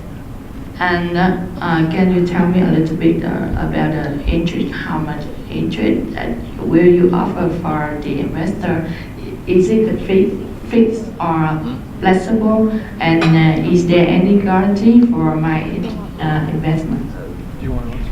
The fund is a capital markets board regulated, which means all the money going into that fund is invested through that fund to different properties. So which means the money is under the control of the capital markets board and invested into assets which generates yearly cash flow. Thứ nhất là cái quỹ của chúng tôi thì chịu sự quản lý về mặt nhà nước của Ủy ban Quản lý Thị trường Vốn của Bồ Đào Nha, đấy là cơ quan quản lý nhà nước. Và vì là một công ty quỹ, một công ty quản lý quỹ, chứ là cái tiền khi mà nhà đầu tư bỏ vào trong quỹ thì sau đó được đưa vào đầu tư. Đầu tư ở đây là vào các bất động sản và tài sản tạo ra tiền mặt, và cái quỹ này là đang hướng đến là bất động sản thương mại bán lẻ tạo ra tiền mặt, sẽ có dòng tiền và hoạt động của quỹ chịu sự quản lý nhà nước của Ủy ban Thị trường Vốn. So, as the Capital Markets Board regulation, we cannot say that there is a guarantee on this investment. We cannot use this terminology. It doesn't exist. Cũng theo đây cũng là theo quy định của quản lý nhà nước, tức là cơ quan quản lý thị trường vốn của Bồ Đào Nha, họ đưa ra quy định chung là các quỹ không được đưa ra bất kỳ một lời hứa đảm bảo chắc chắn nào về cái lợi tức trên đầu tư. But the investment is done into prime location, shops, restaurants and cafes. The real estate is acquired on very good prices with contracts generating around 6% yield per year. Tuy nhiên là đây là một cái khoản đầu tư, cái quỹ này là hướng đến đầu tư vào các bất động sản thương mại và bán lẻ ở các vị trí vàng ở trung tâm. Thông thường đó sẽ là những tòa nhà đã cho thuê rồi, và cà phê nhà hàng hoặc là cửa hàng bán lẻ. Và đây là các cái bất động sản đã có hợp đồng, thông thường là đã có hợp đồng cho thuê và tạo ra dòng tiền ở quanh cái mức là khoảng dòng tiền lợi tức ở quanh cái mức là khoảng 6% một năm. So which means every year these shops, these assets, commercial assets, will distribute cash to the fund, and the fund will distribute this cash to investors. Thế thì đầu tiên là chúng ta sẽ có cái khoản tiền mặt, tức là cái lợi tức bằng tiền mặt hàng năm, bởi vì là cái người thuê, tức là cửa hàng hay là cửa hàng thương mại hay là cà phê, nhà hàng, họ phải trả cái tiền thuê, và đó là cái khoản lợi tức được trả về cho quỹ, và quỹ thì sau đó là chia cái khoản lợi tức tiền mặt đó cho các nhà đầu tư hàng năm. Our business is investment business. We look to residential prices. The residential market prices are same as commercial market prices. In this main avenue with Reverie Hotel, Yeah. what is the name of this? Đồng Khởi Street. Yeah. So here, if you have a shop which generates rented to Starbucks, normally in Europe, residential price is half of the commercial. So normally commercial price should be higher. Thực ra thì chúng tôi có nghiên cứu, bởi vì tức là quỹ đầu tư thì phải nghiên cứu về các tài sản và danh mục đầu tư, thì có làm nghiên cứu về thị trường bất động sản ở Bồ Đào Nha. Thì hiện nay á, là các bất động sản thương mại nó không chênh giá so với nhà ở. Tức là nhà hay là bất động sản thương mại thì đều có cùng một mức giá, ngang mức giá, và cái điều này thực ra nó đang là cái lệnh của thị trường. Tại vì thông thường ta hình dung ở các thị trường khác, ở các vị trí vàng ở trung tâm giống như trên đường Đồng Khởi, chỗ khách sạn, chỗ Times Square và khách sạn Reverie á, thì nếu như mà có một cái ngôi nhà mà hiện nay đang cho thuê kinh doanh rất là tốt như là Starbucks kinh doanh chẳng hạn, thì khi mà bán cái bất động sản, cái tòa nhà, cái nhà đó thì thường cái giá nó phải đắt gấp đôi so với một ngôi nhà cũng ở trên vị trí đấy nhưng mà chỉ để ở. Tức là giống như kiểu shop house, tức là bất động sản thương mại thì bao giờ cái giá trị nó cũng cao và có thể cao gấp đôi so với nhà ở. So we said we should absolutely invest in these commercial assets in prime locations because for us it was very cheap. So that's why we have decided to do this fund investing in these assets, because we believe that the value of it will be probably like in Madrid, Barcelona, Prague, everywhere in Europe, it's double the price. So it's very cheap to invest. Bất động sản thương mại và bán lẻ ở các vị trí vàng trung tâm của các thành phố lớn, tại vì tức là tính so sánh một cách tương đối thì hiện nay các tài sản thương mại này đang rất là rẻ, và chúng tôi kỳ vọng ở đây trong khoản đầu tư không phải chỉ là có lợi tức hàng năm mà là lợi vốn, tức là bởi vì các bất động sản này chắc chắn sẽ tăng giá trị. Giống như bất động sản thương mại ở bất kỳ các trung tâm lớn nào như là Madrid hay là Barcelona, các nước xung quanh, thì Madrid và Barcelona nó đã rất đắt rồi, và hiện nay cái vùng Iberia mà của cái bán đảo, vùng của Bồ Đào Nha là giá nó đang tương đối, tức là nó rất là rẻ, thực ra là tương đối là rẻ, và vì thế nên là xứng đáng cho cái khoản đầu tư. So our goal is that the prices goes up And our profit comes from the upside. If we make money, you make money, we make money. So which means we believe that the prices of commercial will increase and there is no downside risk. Which means I cannot tell you that there is no guarantee, but if I have my money, I will put it here. Thực ra thế này ạ, tức là nói tóm lại là mặc dù là về mặt nguyên tắc chúng tôi không được hứa, nhưng mà chúng tôi tin rằng đầu tư vào bất động sản thương mại ở các vị trí gọi là vị trí tốt, vị trí vàng sẽ rất là tốt nhìn từ góc độ đầu tư, vì nó có cái tiềm năng về gia tăng lợi vốn. Tức là đây là lợi trên tài sản, vì giá trị tài sản sẽ tăng giá theo thời gian. Tức là do chúng ta mua hiện nay đang mua với giá thấp so với bình quân ở trên thị trường. Thế thì khi mà giá trị thị trường nói chung tăng lên và bất động sản thương mại nó tăng giá trị gấp đôi thì lúc đó cả nhà đầu tư và quỹ đều có lợi.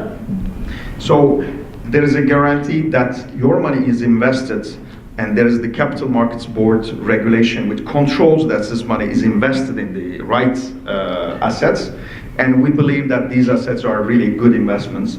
So that means we expect that every year there will be more than 3%, probably 5 to 6% distribution every year, plus an upside when we sell in 6 years the whole portfolio. We believe that we can sell with an upside. Then it's easy to make 10% euro return net of taxes in the next 6 years. Thực ra thì thế này ạ, tức là gọi là góc độ về đảm bảo thì thứ nhất là vấn đề khoản đầu tư của chúng ta sẽ được quản lý qua kênh quản lý nhà nước là ủy ban thị trường vốn của Bồ Đào Nha, để đảm bảo khoản đầu tư này là minh bạch rõ ràng và đầu tư vào đúng mục đích. Mục đích của quỹ là đầu tư vào các bất động sản thương mại ở các khu vực trung tâm.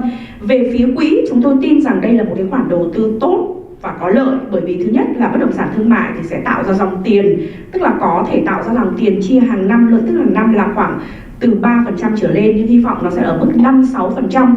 Nhưng quan trọng hơn nữa là sau 6 năm khi đóng quỹ, toàn bộ danh mục đầu tư, tức là các bất động sản thương mại này sẽ được bán đi, và chúng ta kỳ vọng ở đây là lợi vốn. Cái mấu chốt ở đây là lợi vốn, vì bất động sản thương mại sẽ gia tăng giá trị, và lúc đó thì chúng tôi kỳ vọng là sẽ có khoản lợi tức nữa là 10%, và cái này miễn thuế.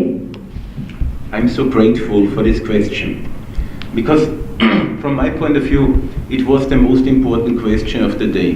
Because what we want a golden visa, but we don't want to lose our money, and we want to have also a revenue out of it. Yeah. Thực ra thì tôi nghĩ rằng đây là rất là cảm ơn bạn đã đặt câu hỏi này, vì đây là câu hỏi rất là quan trọng đối với chúng ta, những nhà đầu tư. Chúng ta muốn, thực ra là chúng ta muốn cái gì ạ? Là chúng ta muốn có được golden visa, visa định cư. Chúng ta muốn là có được một khoản đầu tư được bảo vệ, và chúng ta muốn có được lợi tức trên cái khoản đầu tư của mình. And Ms. Dinh and myself, we are coming from the banking area, and we are living already. Ms. Dinh is living longer than me in Vietnam, but I'm living here 7 years. Thực ra thì cả chị Tiên và tôi thì trước khi làm tư vấn này thì chúng tôi đều làm trong ngành ngân hàng. Tất nhiên là chị Tiên là 18 giờ ở Việt Nam rồi, còn tôi đã sang Việt Nam được 7 năm.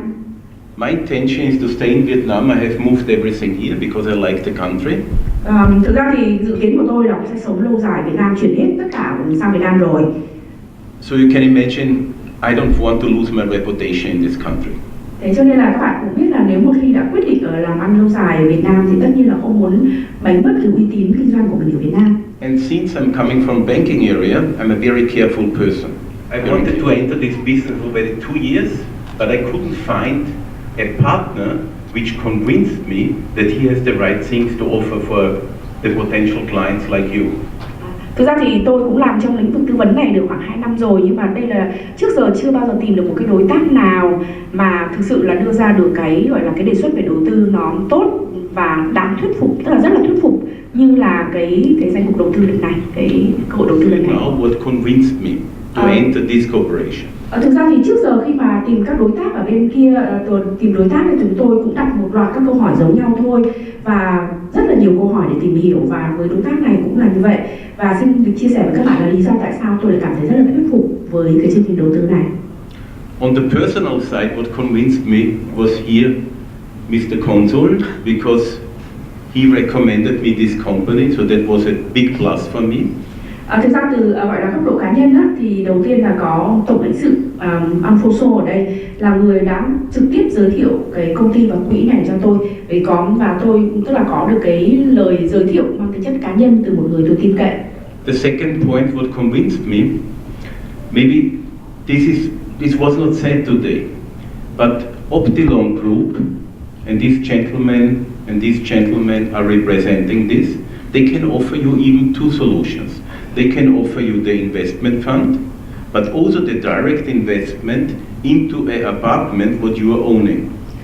Cách thứ hai nữa là Optilon mà đại diện đây có hai đại diện đã đến và giới thiệu cùng với chúng ta thì họ có thể hỗ trợ chúng ta về cơ bản là hai lựa chọn đầu tư. Một là lựa chọn đầu tư gián tiếp thông qua quỹ, tức là chúng ta bỏ tiền vào quỹ để quỹ đi đầu tư dùng, và trường hợp thứ hai là họ có thể cố vấn cho chúng ta để đầu tư trực tiếp, tức là tự ta mua bất động sản. So they can offer you both. But why we have chosen today the investment fund, and here comes the banker out, and maybe I prefer the investment fund solution. They will tell you why. Thế nhưng mà bữa nay nói thật là này, tức là bữa nay thì chúng tôi lại chỉ giới thiệu cái phương án đầu tư thông qua quỹ, và chỗ này là lý do tại sao lại chỉ tập trung vào đầu tư gián tiếp thông qua quỹ thôi, bởi vì tôi đã đưa vào đây cái kinh nghiệm và cái góc nhìn của người làm ngân hàng, và tôi thấy rằng là cái lựa chọn về đầu tư qua quỹ là một lựa chọn tốt. Đây lý do là sao đây?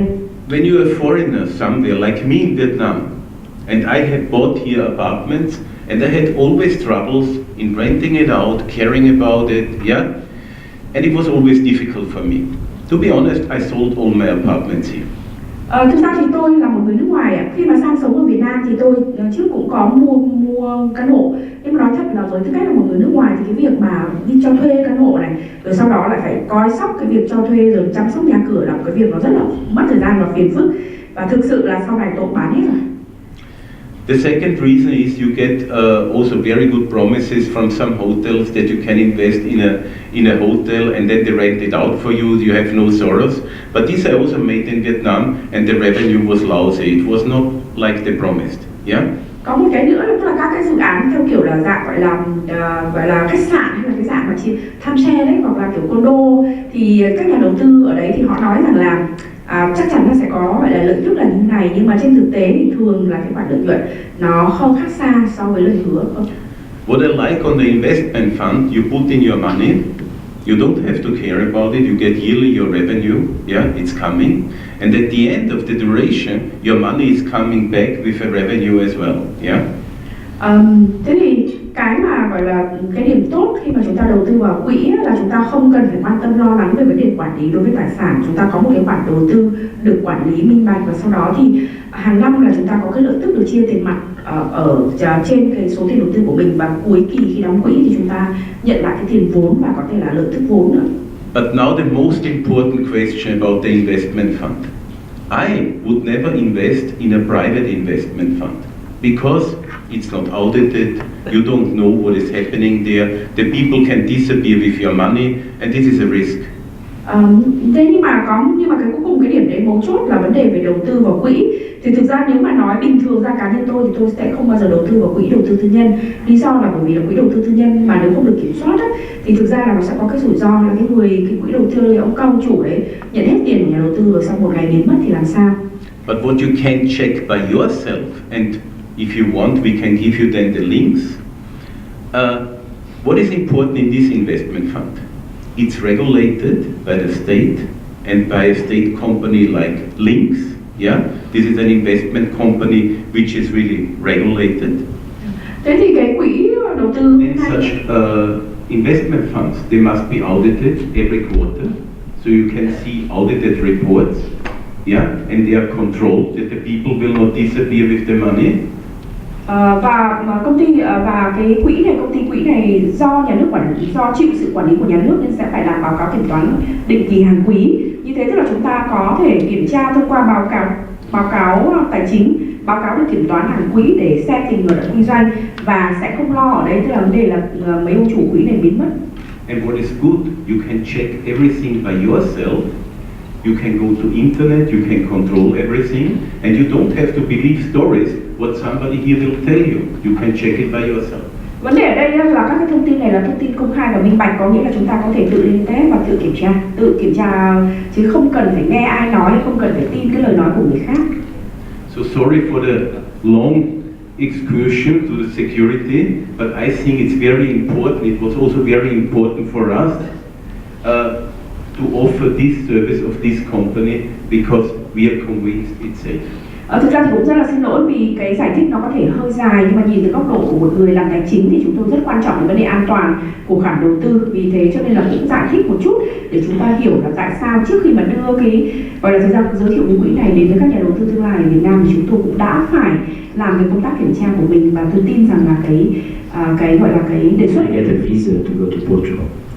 The answer is you can apply via VFS. So we collaborate with VFS in Ho Chi Minh City, Hanoi, Da Nang, and very soon in Can Tho as well. Quý vị có thể là không để ý nhưng mà xin phép được đặt một câu hỏi và tự trả lời, với đây là câu hỏi cũng thường gặp là nếu bây giờ mà tôi muốn xin visa đi sang Bồ Đào Nha thì xin thế nào ạ? Thì cái này ạ, tức là bên gọi là bên Bồ Đào Nha thì họ có ủy quyền qua một công ty chuyên về dịch vụ dưới visa, có thể các anh chị đã biết, tên là VFS. Và VFS thì có hoạt động, có văn phòng tại Hà Nội, Hồ Chí Minh, Đà Nẵng, và sắp tới sẽ mở văn phòng visa tại Cần Thơ, và chúng ta sẽ nộp hồ sơ thông qua công ty chuyên dịch vụ visa là VFS.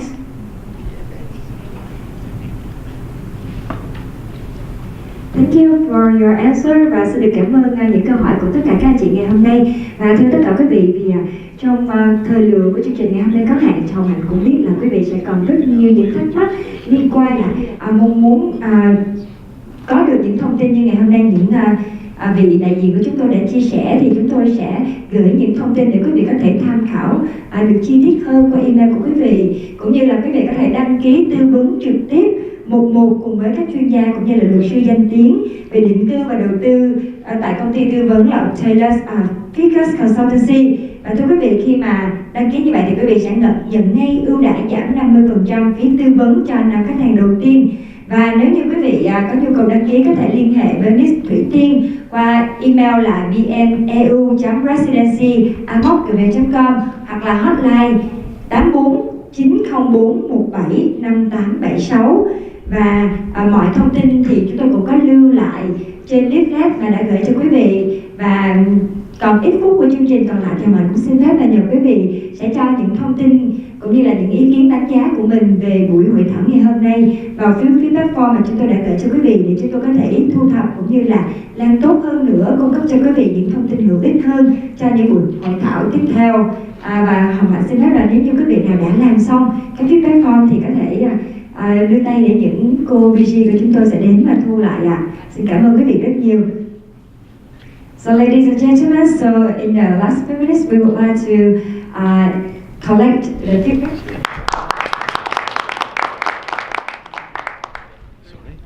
Personal talk, you can raise your personal questions, and I want to say that the team, Alexandra and Hakan, they are also Monday in Hanoi, so theoretically you can meet them on Monday in Hanoi as well, or Tuesday in Ho Chi Minh still.